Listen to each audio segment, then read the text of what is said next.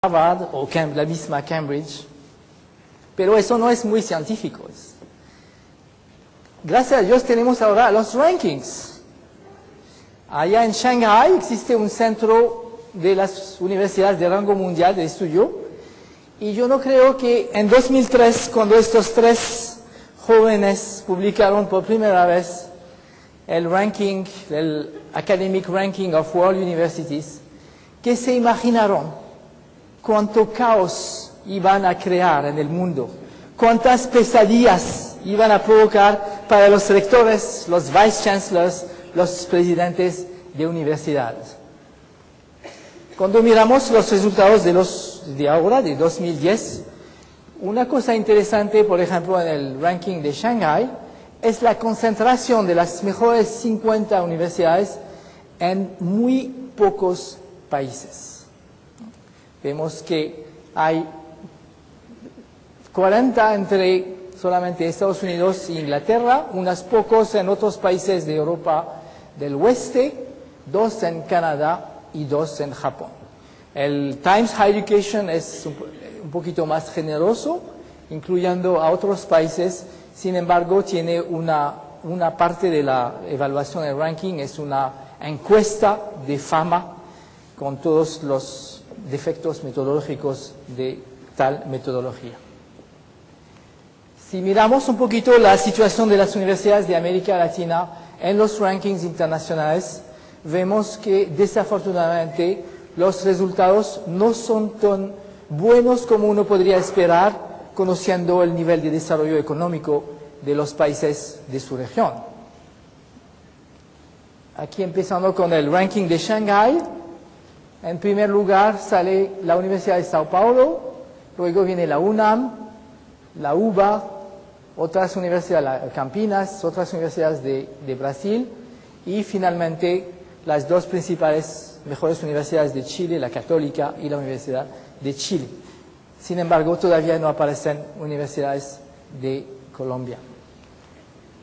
En este nuevo ranking que hace Taiwán, que es también un ranking basado en las publicaciones científicas, vemos más o menos la misma imagen, mismos resultados. Sao Paulo, UNAM, UBA, llegando primero.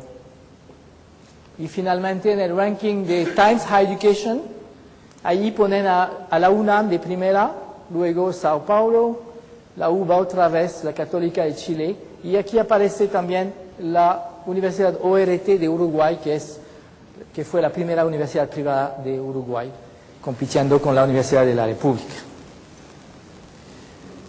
Yo no soy ni ingeniero, ni médico, entonces las cosas complicadas son muy difíciles para mí. Y leyendo los pocos libros y las pocas publicaciones sobre este tema de educación de universidad de rango mundial, me pareció muy complicado porque tenían una lista de criterios de 20, 30 criterios. Así que tuve que tratar de hacer un esfuerzo para simplificar las cosas y desarrollé esta gráfica empezando con los resultados de una universidad de rango mundial, que son los egresados de alto nivel, reconocidos como tal por el mercado laboral, luego la investigación de punta que hacen estas universidades y también la transferencia de conocimientos y de tecnología hacia las empresas, hacia la sociedad, para resolver problemas. Y he identificado 3 conjuntos de factores que de manera conjuntamente explican qué es una universidad de rango mundial, que son la concentración de talentos, los recursos abundantes y una buena gobernabilidad. Voy a tratar de explicar cada uno. Concentración de talentos, obviamente, una universidad de rango mundial tiene profesores académicos de rango mundial.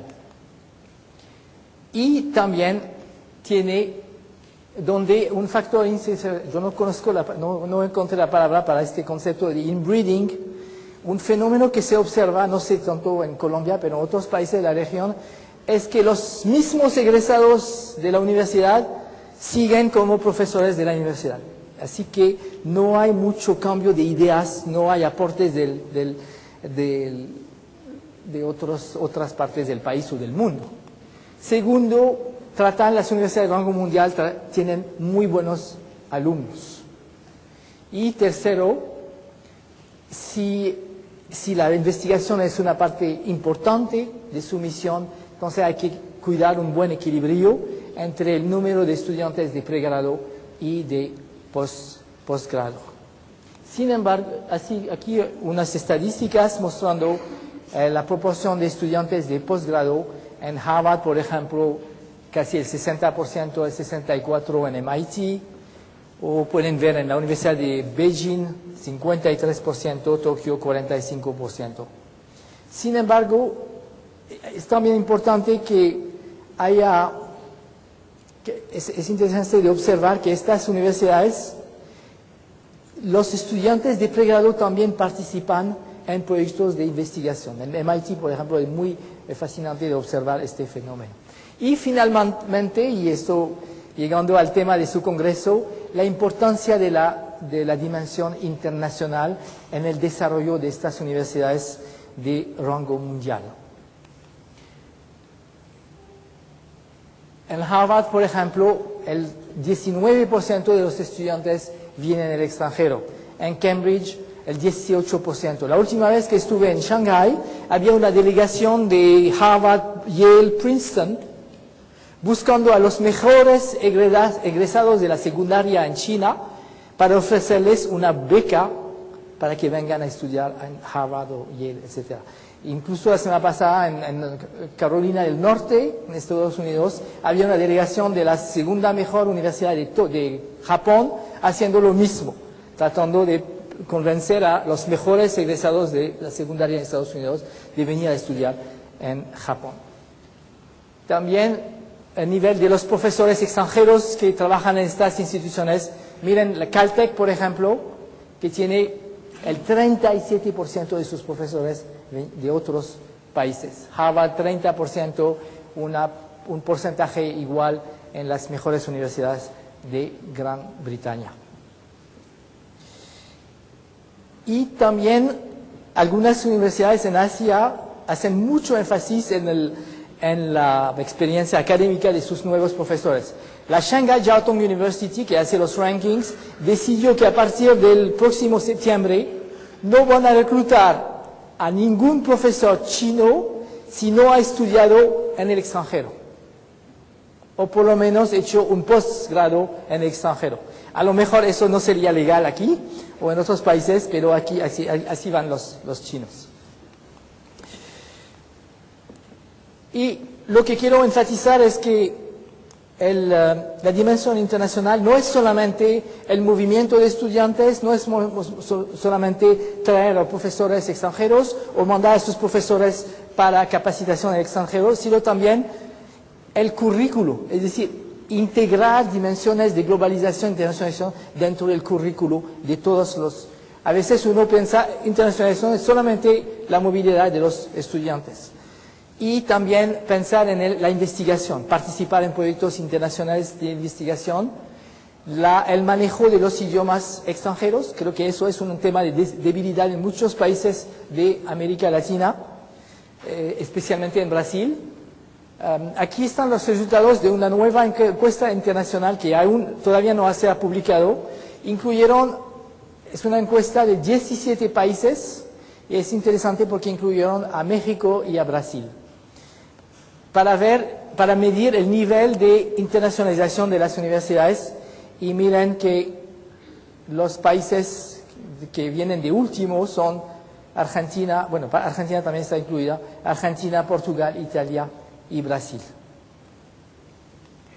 También hicieron la pregunta qué proporción de los profesores o de los investigadores en estas universidades hacen publicaciones y hacen investigación en otro idioma y publican en otro idioma.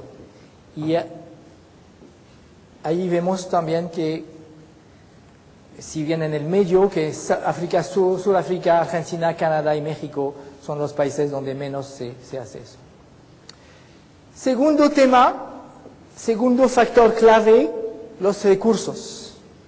Recursos a las universidades. Obviamente las universidades de rango mundial tienen mucha plata.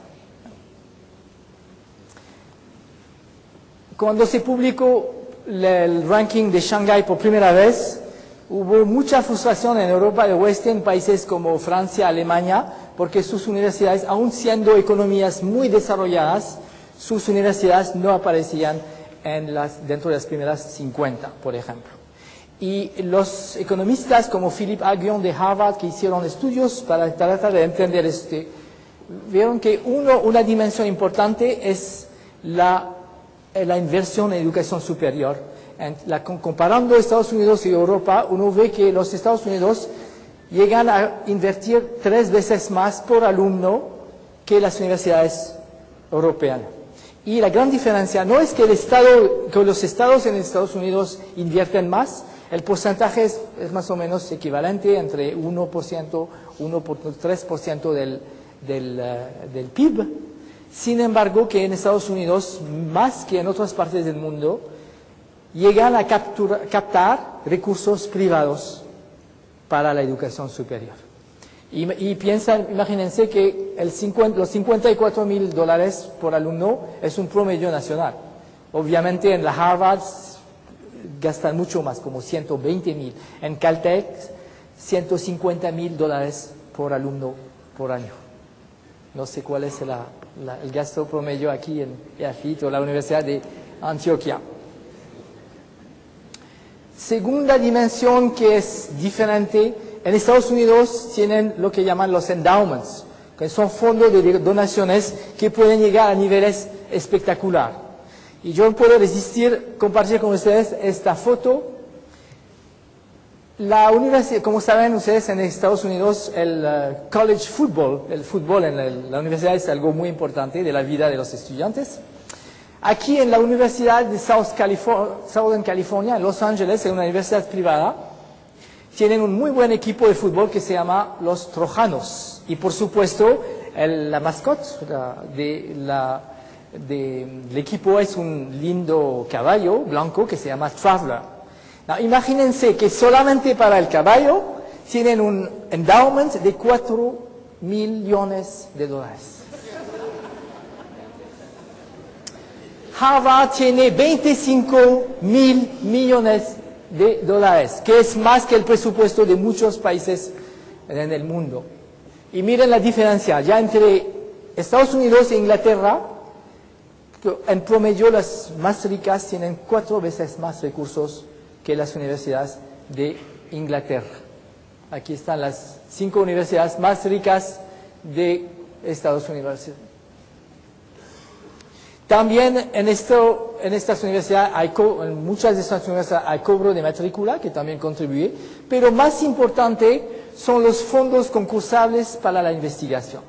Y la paradoja en Estados Unidos es que las universidades privadas top llegan a recibir más fondos públicos de investigación que muchas de las universidades públicas en el mismo país.